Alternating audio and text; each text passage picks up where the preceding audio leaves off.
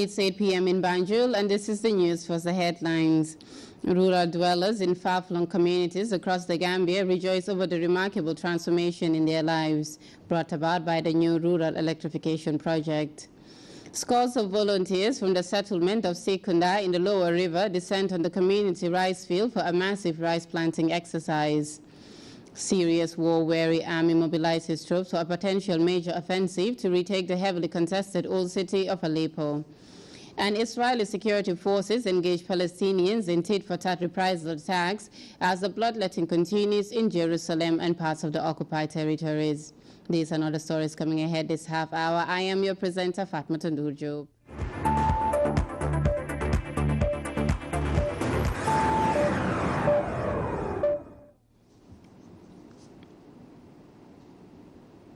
The President, His Excellency Chair Professor Alhaji Dr. Yahya Jammeh, has been receiving felicitatory messages from world leaders. The latest comes from His Royal Highness Mohammed bin Rashid Al Maktoum, Vice President and Prime Minister of the United Arab Emirates and Emir of Dubai. And it reads, Your Excellency, it gives me great pleasure to extend to Your Excellency my sincere best wishes on the occasion of Eid al-Kabir.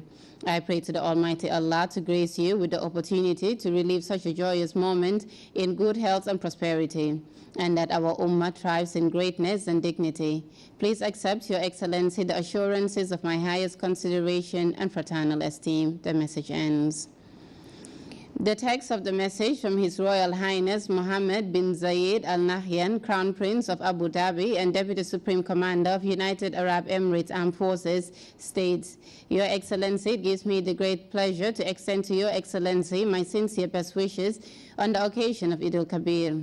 I pray to the Almighty Allah to grace you with the opportunity to relive such a joyous moment in good health and prosperity, and that our Ummah thrives in greatness and dignity. Please accept, Your Excellency, the assurances of my highest consideration and fraternal esteem. The message ends. Efforts to improve the country's healthcare system received a massive boost with the presentation of $100,000 to the Ministry of Health and Social Welfare by Trust Bank Limited Gambia.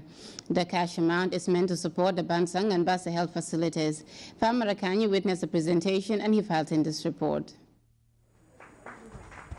The donation of $100,000 to the staff and management of Bansang Hospital is a foresight by the officials of the Trust Bank Limited to complement the efforts of the Gambia government in achieving its healthcare goals.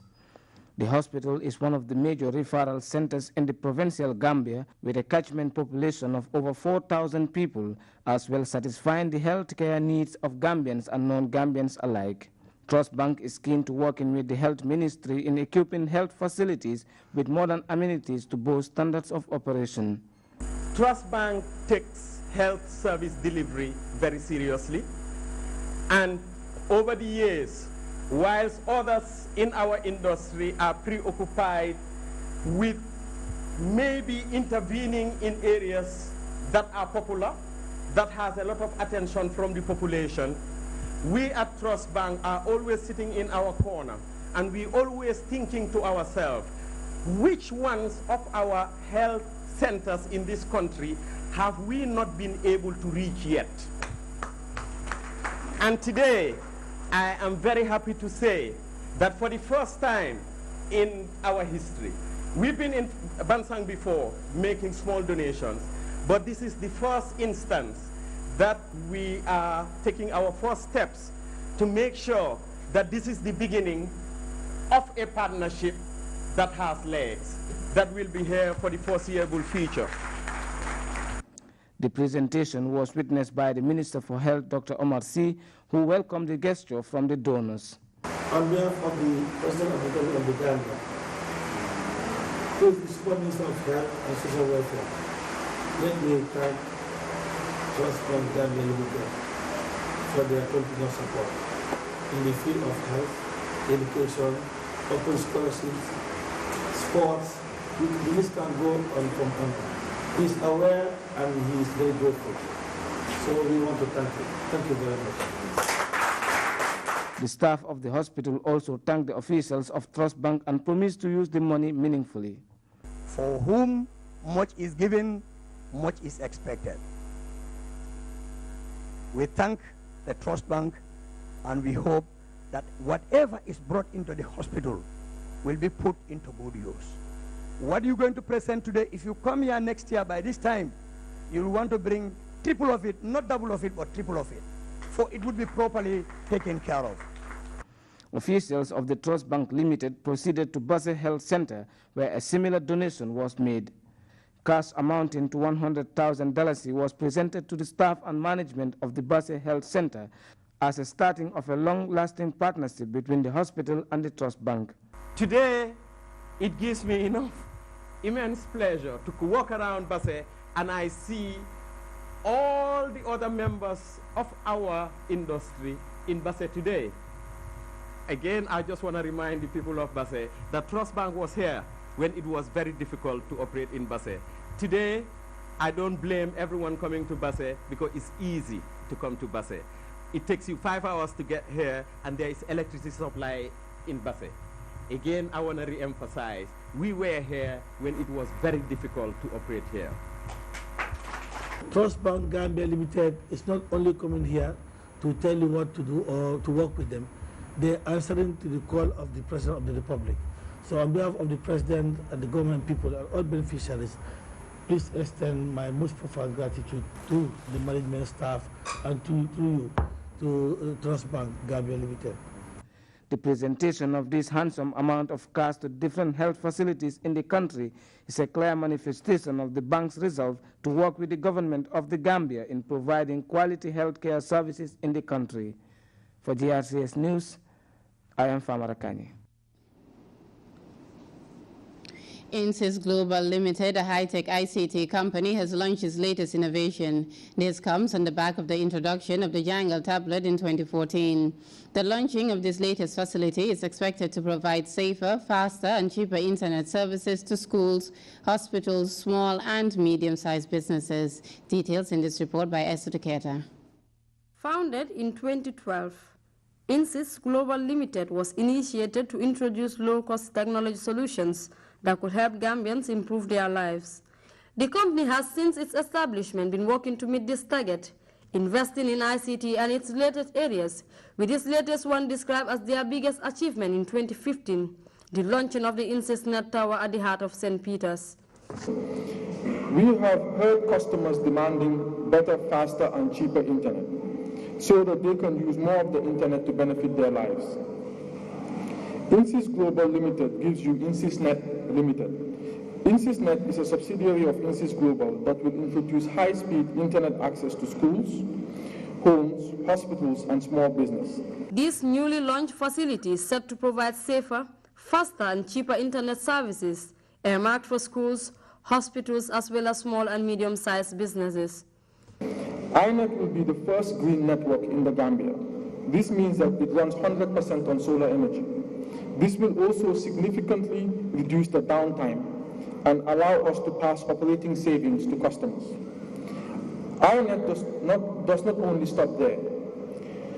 By using advanced traffic optimization technology, we are able to give you the internet when you need it and how you need it. Amongst a host of other softwares included is the Insys EPR Solutions and the Insys Health Platform, both of immense benefits to business owners and hospitals. Its benefits to students is also immense. Today, ladies and gentlemen, we launched two new software platforms. The first is the Insys ERP solution. We would like to introduce the Insys Health Platform. With the introduction of iNet, everything has been simpler, because as we offer a package to schools, we can also add a complementary package based on iNet in order to ease the connection between our servers and the school grounds. Through continuous and persistent innovation, Insys Global has set standards and redefined IT in the Gambia, making users learn, enjoy, and be inspired that the Gambia can also develop and compete on a global level, allowing itself to eventually export technology services around the world. Insys Global, seeing people having difficulty, now came into the picture, and they said iNet was the solution. iNet from heaven sent to Insys Global. Aisa Tuketa, GRTS. The Minister of Energy and senior officials of the National Water and Electricity Company, NAWEC, have completed a tour to rural Gambia, where the delegation inspected facilities and installations and also monitored progress made in the ongoing rural electrification extension project. The tour party visited the newly built power station in Basse and Farafeni. Karjatu Jallo was with them and she has this report. The Minister of Energy and Entourage first port of call was Nyamena Jaren in CRR. Here, officials expressed satisfaction with the level of the work carried out in the area. The lines have already been completed. They are extended to the targeted areas, and we think that and we emphasize that energy as an engine or an ingredient to socio-economic development.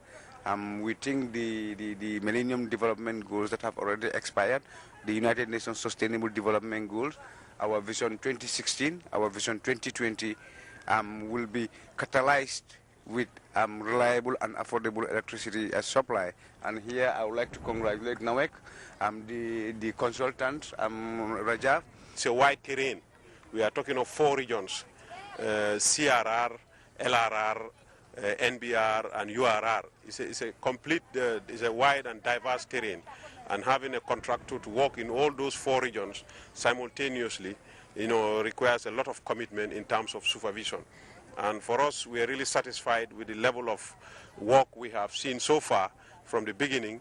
The specifications have been respected, the standards have been respected and also enforced by both the consultant and the contractor as well as the NAWEC team. In Jaren, tailors, shopkeepers, market vendors, and ordinary villagers hailed the initiative and thanked government for fulfilling their dreams, describing electricity as an engine for development. The Rural Electrification Extension Project, REEP, according to the Managing Director of NAWEC, came with an added value. In the sense that we will be operating heavy fuel generators, and meaning that there will be longer and extended hours of services. This is going to really add additional value into the existing and current businesses within the new area that has been covered, but more so in the existing areas that were covered in phase 1 some 7-8 years ago. Kudang Health Center was the next stop. Here the minister and entourage met a group of women and the health officer in charge, who also underscored the importance of this intervention. Definitely there is hope and there is going to be life, because where there is hope there is life. Because if you will go to our labor ward and see the number of deliveries we are conducting, you will really know that definitely we need electricity. People cannot go without.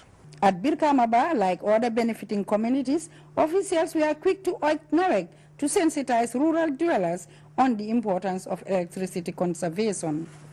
Getting electricity supply is not the end of the day. It's how you use the electricity that you get is what is very important. We are not addressing that issue. That's what you call conservation. I think it is very, very important to teach the villagers how to utilize electricity supply. Many people from different walks of life in Birkamaba said the availability of electricity in their village will promote efficiency and affordability of power-related products, which come to replace the high cost they incur using generators. At Sapo, the Regional Agricultural Director, CRR South, Usman Koli, explained to the minister and entourage some of the problems that this development would address and how it will enhance food security and ease their work in Sapo as a research institute. We've already seen with the FAO awards is to for food security, to grow what we eat and eat what we grow. And those infrastructures are already been in place, as we've seen here, the research laboratories, the processing plants that are already in place. So with the coming of the electricity, I think it will enhance, it will catalyze our drive to food self-sufficiency. The Managing Director of NAWEC, Ibrahim Sanyang, in Bansang, explained how the old high-speed, small-sized diesel operating generator will be integrated with the new heavy fuel engine generator in Basse to transmit electricity supply to CRR. The tour party ended the day's activity in Basse Power Station. Here, the Provincial Operations Director, Bakari Kante, elaborated on the objectives of the REEP. Tour continued the following day. Khadijatu Jallow, GRTS News. Dozens of volunteers from the community of Jara, Sekunda in the Lower River region on Thursday embarked on rice planting exercise on a vast rice field. The initiative forms part of efforts to actualize the Vision 2016 food self-sufficiency drive. Ibrahim Jallow saw the volunteers in action and he filed in this report.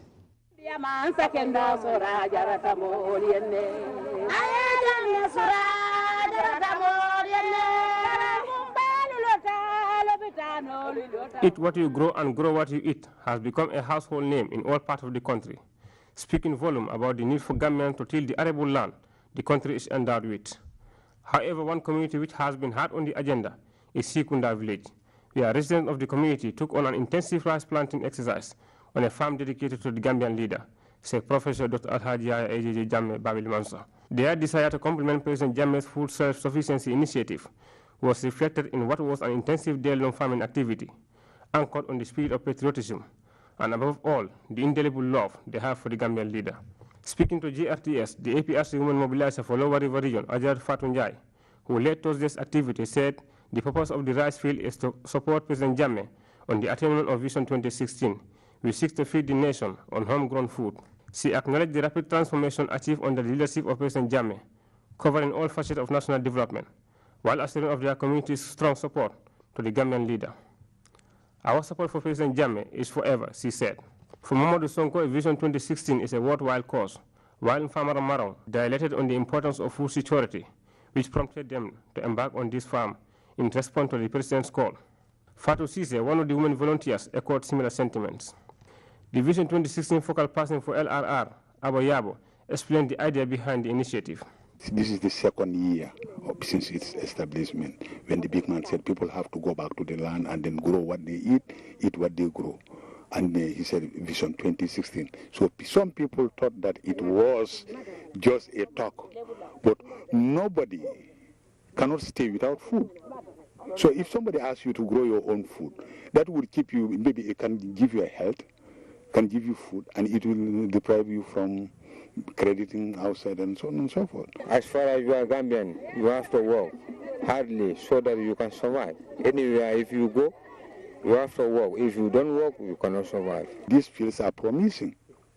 And then my happiest part of it is we are transplanting young seedlings that can till much. Because 1 grain of rice can give you 5 to 15 tillers. And that all can produce something. So lowland fields are highly promising. And if we continue on, that will make it. And I think, and I know that if we all sacrifice and then change our attitude towards development, then we will achieve our target goal in Vision 2016. The proceeds from this rice field are expected to help in funding important initiatives championed by the Gambian leader. Agriculture is indispensable. It is the backbone of economy of many nations around the world, including the Gambia. It is also the main source of all foods consumed by mankind. However, in the Gambia, the main food staple consumed by the population is rice. This is perhaps the reason why the Vision 2016 is focusing mainly on cultivation of rice in order to make the nation a full self-sufficient nation by the Vision 2016 timeline. And this is another manifestation of the people's response to that call. The people of Sekunda have been storming this farm since in the morning in what was an intensive rice plantation. It is now reaching its climax as we speak.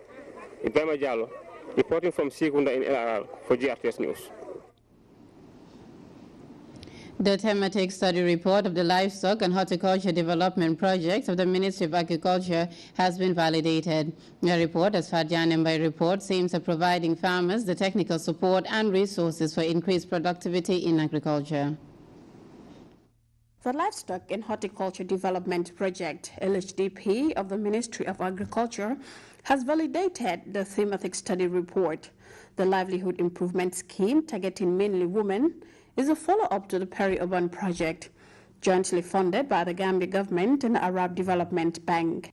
And it provides farmers with technical support and material resources for increased production and productivity, giving them a fighting chance against poverty. The project is said to have achieved over 98% of its objectives. The success registered is not secret. And this was so convincing to the African Development Bank at the close of that project that there was a felt need to consolidate and expand the gains. We prepared our first draft to the tune of about $10 million at the level of the project as a follow-up project, which we now call LDP. Empowering women and youth on various fronts. Director Sanyang, however, highlighted some key challenges the project beneficiaries are enduring in relation to land availability and ownership. It is very useful that these thematic studies will inform our monitoring, evaluation, and learning within the Ministry of Agriculture. Dr. Jata finally opined that there is need for other projects to learn the innovations of the LHDP as well as imitate them. The LHDP is one of the most performing projects in the Ministry of Agriculture currently. As far as I know, from the appraisal mission, LHDP is about 98%, 96 to 98% disbursed. And even in their annual work plans and budget for 2015, they are the highest in terms of their disbursement rates. Consultant Dr. Mohamed Kebe stated that land ownership and leasing approach creates employment for the women and youth. Dr. Kebe finally recommended that government, donors and partners should help sustain the project, taking into account its immense socio-economic benefits, particularly on the rural poor. Reporting for GRTS News, I am Fatou Janembai. The busy Bakau beachfront was the scene of a massive cleansing exercise by the fisherfolk, officials of the National Environment Agency and Standard Chartered Bank Gambia Limited. The exercise was organized by the bank and was intended to rid the seafront of refuse. Kumbaba reports on that. In their quest to promote satisfactory service to the people of the Gambia, staff of the Standard Chartered Bank on Saturday gathered along the Bakau beach for a cleansing exercise. The exercise was not only attended by bank's officials, but was also graced by stakeholders from the Kanifing Municipal Council and members of the Bakau Fishermen Association. Albert Sansin, the Chief Executive Officer of the bank, thanked the people for taking part in the cleansing exercise.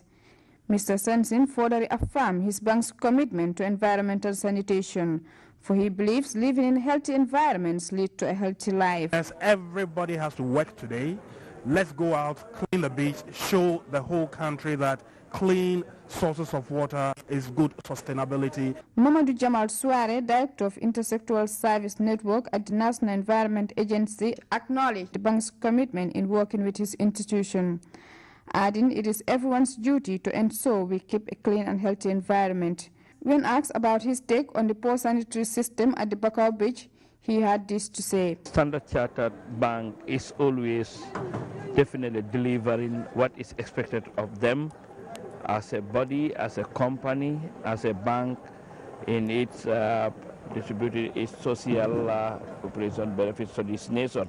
So we are more than pleased because every now and then Standard Chartered do come up with something that will benefit the communities, that will benefit this nation, and supporting the NEA to attain its objectives.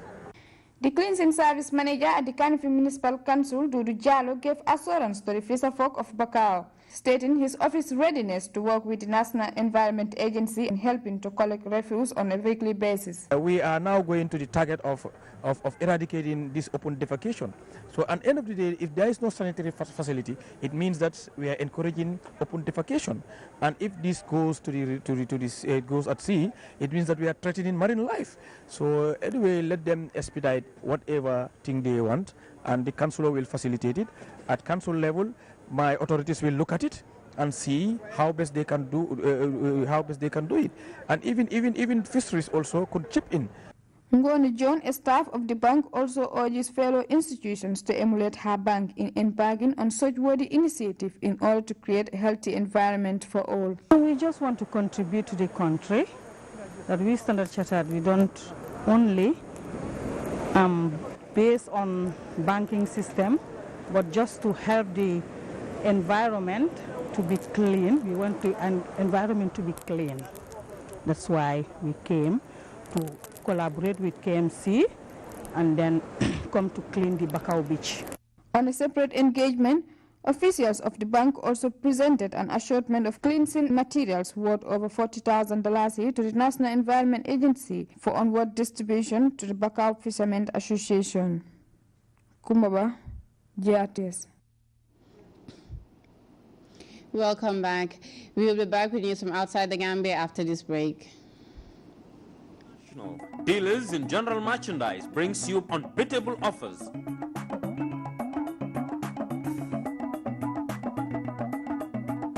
KGI has in stock quality onions, cooking oil in 20-liter gallons, and quality Dutch potatoes. Our products are of high standard and prices are affordable. Rush now while stock lasts to KGI sales outlets located at the KGI headquarters, Traffic Lights Junction, or at Jimpex Canifing next to EcoBank, or in Banjul. For more information, call KGI on 996-5776 or 7600-231 or 911-8269. KGI International, making goods affordable to all.